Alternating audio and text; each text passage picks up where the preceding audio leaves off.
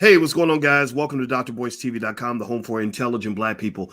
Something was on my mind today, and I wanted to talk about Dr. Claud Anderson. I see a lot of people that mention Dr. Anderson's name. They mention Powernomics, and they talk about him as he should be spoken about, as one of the OGs that deserves our respect. But my question is, do you really support him? Do you really respect him? Because one of the things we have to understand as Black people is that you should support the things that you respect. You can't just talk is cheap. Talk doesn't mean anything. The question is, do you put your money where your mouth is? So we're going to talk about that for 1 second. We're going to break down Powernomics and Dr. Claud Anderson. And so get comfortable, hit the thumbs up button. We're going to get started on drboystv.com right now.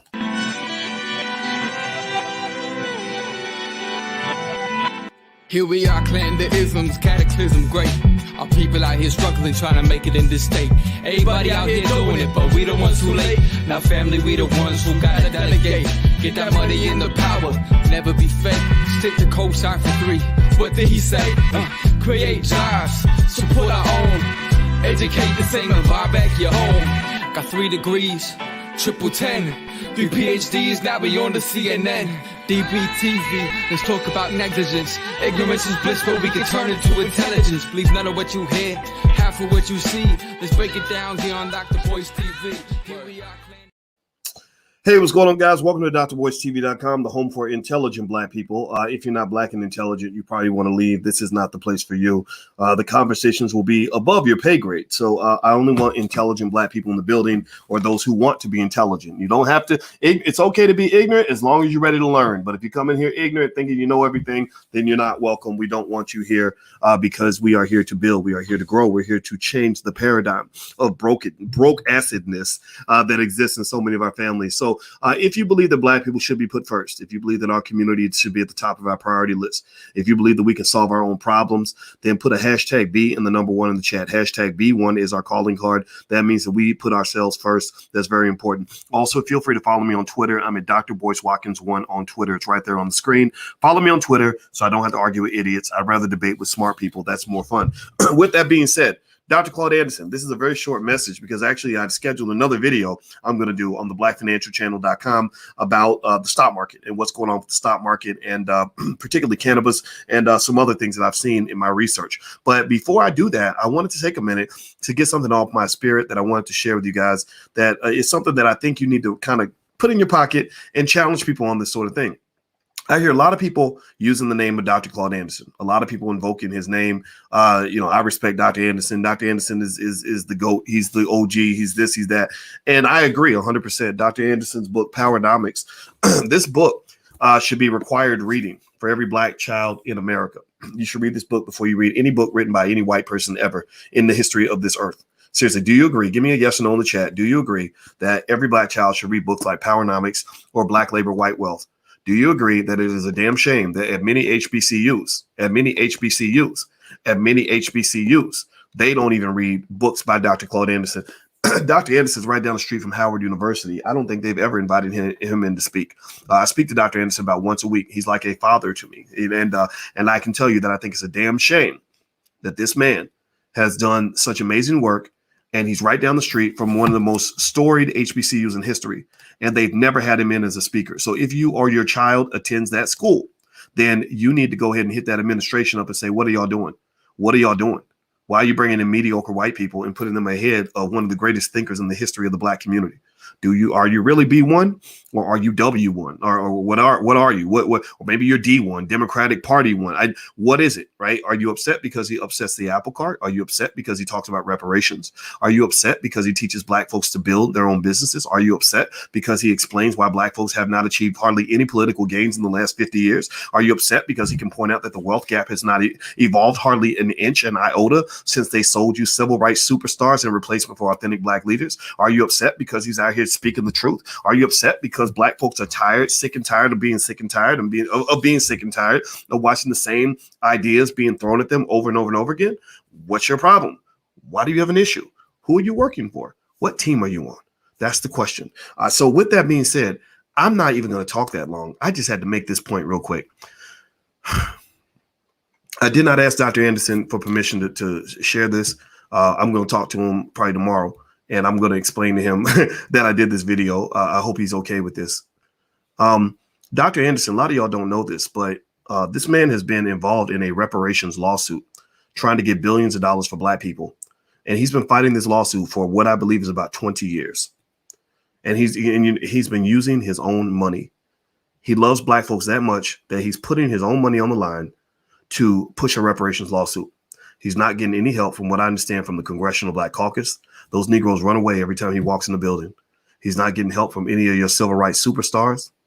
A lot of celebrities pick up the phone and say, "Oh, I love Powernomics. Powernomics is great. I think what you're doing is great, Dr. Anderson." And that's nice. But my question that I asked him is, I said, okay, all these people that say that they love you, are they cutting checks?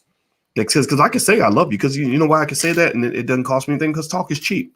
Talk is free. I can give you all the talk all day long, and it's very easy. Because did it cost me anything to say hello this morning to you? Like, does it cost me anything to say, how are you doing? Does it cost me anything to say, I think you're beautiful? No, talk is cheap. There's a saying that says, you can tell me what your values are, but show me where you put your money, and I can tell you what your values are, right? Where you put your money shows your value. And what I really encourage you to understand and take this concept in, it's a concept that I wrote about called economic maturity. Economic maturity. Economic maturity means having the wherewithal and the economic consciousness necessary to understand the significance and the importance of putting your money to things that you believe in, things that you want to see manifest, things that you that represent your core values, right? So immaturity, economic immaturity will be like a child. Let me ask you a question, and I've done this before, and I don't know if you guys are have seen this before or not, but if you've been following me, you've probably heard this before, so bear with me. If I give a 5-year-old $100, and I say to the 5-year-old, I say, what are you going to do with that money? What do you think the 5-year-old is going to say? Where do you think the 5-year-old is going to put that money? Somebody answer that question for me. Where's that 5-year-old going to put that money? What do you think they're going to say? Yeah, somebody answer in the chat. Let's see. Let's keep going down the list. Let's see what candy. Yep. He said, I'm gonna go to the store and buy some candy. I'm gonna get some toys. I'm gonna go to, maybe he's gonna go to Disney and spend his money or whatever, right? Or go to the movies and buy some popcorn, right? He's gonna spend his money on consumer items. He's gonna be 100% consumer because nobody ever taught him about being an investor or being a builder, right? That's what economic immaturity looks like. Now, the problem that you have with your community is that nobody ever brings you out of that economic immaturity stage. Your growth, your economic maturity level is stunted as a child because you get grown-ups. I know grown-ass men with children who will get $100,000 and will blow it at the strip club. The strip club ain't nothing but a grown-ass version of a candy store, right? Or they'll go and buy a new car before they invest in any property, before they even buy an insurance policy for their kids. There's a BET segment y'all need to check out called Blew the Bag. And this ideology is promoted. That's why I told you that a lot of the Black maleness that is mass marketed to your community is built on keeping Black men as little boys. I saw this episode of this brother who was about 40 years old with 7 kids with 5 babies mamas, who said that he won the lottery and won like $5 million. And he sits there and he giggles his way about explaining how he got $5 million and he blew the whole $5 million. Like he said, well, first thing I did was I bought the whole floor of the hotel, and then I bought bottles, and then we had some strippers come in, and I'm sitting here just infuriated, sitting there thinking, so your children, like you're supposed to be a man, and your 7 children have no inheritance now because their daddy was raised to be a dummy, their daddy was raised to be a buffoon, their daddy was raised to be a clown. You can't be a king if you're always the clown. I want Black men to be kings, not clowns. This Negro literally, and here's the thing, they promoted this. Remember BET, BET, that white-owned media outlet that pretends to be Black. So BET is promoting this. They promote this culture to you. How many of y'all, give me a yes or no, how many of y'all know men right now? How many of y'all know men who call themselves alphas and grown men? First of all, a lot of these guys that call themselves alphas, they were raised by women. They've never seen an alpha male in their life. The only alpha they've ever been around is the white man that they work for, that they call boss. So they don't know nothing about what it means to be an alpha. Nothing, right? So how many of you know a man somewhere who claims to be a real man, who will do the exact same thing with his money, who will get a whole pile of money and will not handle his business, isn't putting his money toward building, isn't putting his money toward his children, isn't putting his money toward owning assets, isn't putting his money toward inheritance, but will go blow the bag, just like those cartoon characters that they put on BET. These cartoon characters disguised as Black men will just blow their money like a damn fool because they've never been taught the essence of economic maturity. I don't blame them entirely because somebody taught you how to be a buffoon. Somebody taught you how to be a fool. So what I'm saying, so the concept of economic maturity says this. Economic maturity means that you understand the power of your money. Economic maturity means that there's really no such thing as black spending power. You hear black Essence and Ebony, not so much Ebony. Ebony's owned by a brother from Kentucky. I can't remember his name, the basketball player who owns all the Wendy's. He used to be a basketball Junior Bridgman. So shout out to Junior Bridgman. No disrespect to him. He's from my hometown of Louisville. I want to see what he does with Ebony, but I've seen it in maybe Essence. I think even Black Enterprise, shout out to them, but I think I even saw this where they will go and say, look at all the black spending power. Black people have 1.4 trillion in spending power. Here's a little secret, y'all. There is no power in spending. There is no power in spending. To brag about black spending power is like when Cardi B brags about the power of the WAP, when she brags about hoe power. There is no power in being a hoe. There's no power in selling your vagina for $10 in a Scooby snack. Like, there's no power in giving it up to anybody with $25 in their wallet. Like, that's not power. That's hoism. That's all. That's what it is, right? So this idea. So the reality is that economic maturity means that you understand that there's no such thing as black spending power, because your money hasn't been converted into anything powerful. You've given your power away. Now, for white people, it becomes power. They're like, wow, black spending power makes us powerful because black people give us all their money and we become more powerful. We take that money, we go buy real estate, we go start businesses, we put our children through college so they can be smarter and have greater human capital. We put the money toward our inheritances. We buy the insurance policies to make sure our kids are good. So yeah, what you call black spending power is really white spending power. What you call black power is really white supremacy, because every penny you get, you're watching episodes on BET called Blow the Bag, where the number of black folks watching Blow the Bag is far greater than the number of black people watching Dr. Boyce Watkins, right? Who's trying to break things down for you and give you the game. I have a real PhD in this stuff, and ain't nobody listening. Ain't nobody listening to this. They listen to Blow the Bag before they'll listen to how to keep the bag or how to build the bag. Right. So instead of blowing the bag, how about we build the bag? How about we keep the bag? How about we grow the bag instead of blowing the bag? Seriously, these tragic stories of your men taking all their money and throwing it away and shoving it up a stripper's ass, those stories need to be discredited immediately. You need to call that out. You need to say, man, what are you doing? Like, or okay, you did go, okay, you went to Magic City and you made it rain on the strips. Okay, fine. Strippers got to eat too. Cool. But did you take care of your kids first? Did your kids get an insurance policy in place, or are your children going to be on Instagram with a GoFundMe account because their daddy didn't handle his business? What assets do you own? I see you got a nice car. Ain't nothing wrong with a nice car. I got a nice car too. Me and Alicia just bought a brand new Infiniti QX80. It's a 3-year-old car. We could have bought a brand new car, but we didn't want to waste the money. I'd prefer to take that money and put it in my stocks. But we did buy a 2018 Infiniti QX80, a beautiful car that we love, and it's awesome. And it is so comfortable, little gushy seats that just rub on your booty. So we like the nice stuff, but guess what? We don't buy the nice stuff before we handle our business. We don't eat dessert before you eat the main course. We don't have the chocolate cake before we eat the vegetables, because the vegetables will make you fat, sloppy, greasy, and give you diabetes. Or excuse me, the fruit will, not the vegetables. Gosh, y'all know what I mean.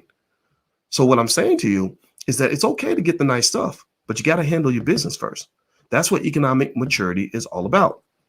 One other aspect of economic maturity, which I will break down for you before I go, because I'm immediately going to go to the Black Financial Channel. So if you're watching this live right now, Saturday night, just go to the Black Financial Channel. We're going to pick it up because I want to talk to you guys about some stuff going on in the stock market. The other aspect of economic maturity that I want to kind of break down for you real quick is that hit the thumbs up button. Please take a second, hit the thumbs up button, share this video. Please share this for anybody that needs to hear this. You got folks out here that need to hear these sorts of things. So please share this. We got to educate our own. I don't really care I don't really care when people get mad because they're not teaching certain things in white schools. I don't care, because we can teach ourselves. I really don't care. I really, truly, I don't. I'm outraged because they stopped teaching. They're changing Black history in school. Well, Black history is on YouTube too. You do know that there are Black educational institutions right there online, like the Black Business School that you can go to and send your kids to. But for some reason, you think that the white man's ice is colder, again, because you're a white supremacist, and you somehow believe that the only way you can learn is when. I see later, Talon. You think the only way you can learn is if it's coming out of a white man's mouth because he is your God. You think his words are golden. And when a black man like me speaks, you're like, well, what that nigga talking about? He don't know nothing about nothing. He don't know nothing about nothing, right? Well, that's white supremacy, right? Because my PhD is just as good as the white boys. I sat next to them in class, but for some reason you don't see that. You don't hear me though. So what I will say is this: when you talk about economic maturity, one big thing about economic maturity is supporting the things you believe in. Supporting the things you believe in. When white people want to see an institution built, they support that institute. When the Democrats and the liberals wanted to engage in social engineering, which they do, where they got all the kids learning pronouns before they even learn how to read and write, or they have everybody learning about climate change at an early age to the point where they become hardened environmentalists. You ever notice that? You ever notice how little feminists are being raised from the womb in public schools, right? Which is fine. I'm not judging that. I'm just telling you that's what it is. This is part of a grand plan. They design institutions that fit their ideologies. I've taught on many college campuses: Syracuse University, Indiana University, University of Kentucky, etc. And what I can tell you is that these universities, most universities that you send your children to, have a heavy left-leaning ideology, which is fine. I'm not judging. And that is all by design. That's because they want to ensure that their values are being passed on to their children. So they support these institutions. They don't wait for somebody else to create the institutions that are going to educate their kids. So when you say, I want white people to build a think tank that's going to help black people. Well, no, what you're doing is you're saying, I want white people to build a think tank, and they're only going to build it if it really helps white people. The only think tank white people can build for black people that helps black people is one that helps black people to help white people, that teaches you how to be a better servant. That's why most universities, they're not teaching you how to start businesses. They're not teaching you how to build the black community. They're not teaching you about black wealth. They're not even having you read books like Powernomics. You know what they do? They teach you how to become a good employee. And that includes many of your HBCUs. Many of your HBCUs will brag about a graduate who gets a good job working for white folks before they brag about the graduate who started a multi-million-dollar company that's employing thousands of black people. Am I right or am I right? Have you noticed this? I hope y'all hear me. So with that said, the last point I want to make is this. Look, if you want to put your money where your mouth is and you are hearing this argument at all, at some point when you are able to, go to Powernomics.com and take a look at what Dr. Anderson has to offer. He has a library pack that's $99 with 5 of his books. It doesn't cost you more than taking the family out for a night of dinner and a movie, but it'll change your whole life. Celebrities that say that they love Dr. Anderson, I challenge you to use your wealth, your celebrity status, that new Bugatti that you got in the driveway.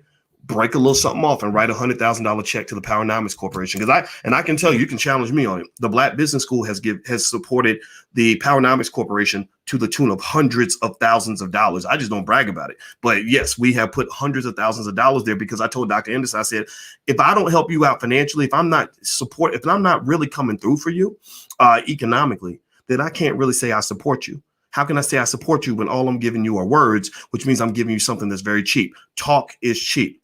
Ice Cube, the rapper, agreed to go in 50-50 with me and buy 2,000 copies of Powernomics from the Powernomics Corporation. And we were giving these copies away. I gave some away at the wedding, and we give some away to the students. We give them away all the time. So what I'm saying to you is that at the end of the day, you need to really think about what it consciously means to support something. You can't just talk about it. You got to be about it. And the thing about building, the thing about power is that you cannot have power, you cannot build without struggle and discipline and sacrifice. So the question is, you talk about being pro-black and all this blackity black stuff. What are you sacrificing? Because I tell you what, I'm not really a fan of all these famous people that'll drop the name of Dr. Anderson in a minute. But when you look at their track record, they've never written a check.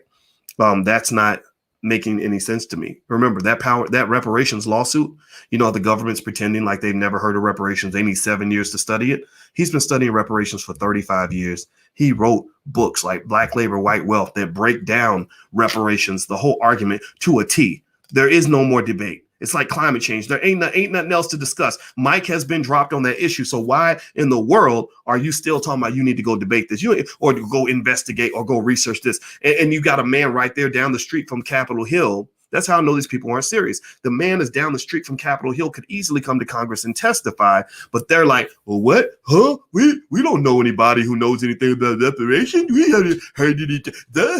See, they play stupid. They play stupid because they really don't want to solve the problem. You're going to have to solve the problem. If you don't solve the problem won't get solved. If you don't do it, it won't get done, period. So anyway, I got to go, guys. Put your money where your mouth is. You know, if you're going to fight white supremacy, we got to grow up in our thinking. And that's what drove me to have this conversation today. I appreciate you guys listening. Please hit the thumbs up button, share, subscribe button on your way out.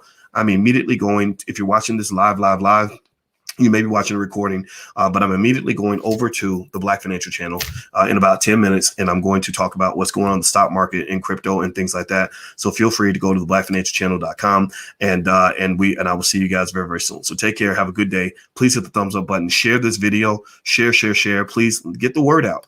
We need to start supporting the things we believe in. If we don't support it, then we don't believe in it. That's what it is. I hope you heard what I'm saying. Give me a yes in the chat if my message got through and you understand what I'm talking about. Okay, guys, I got to bounce. Have a good day. Love you. Talk to you soon. Be good. Peace.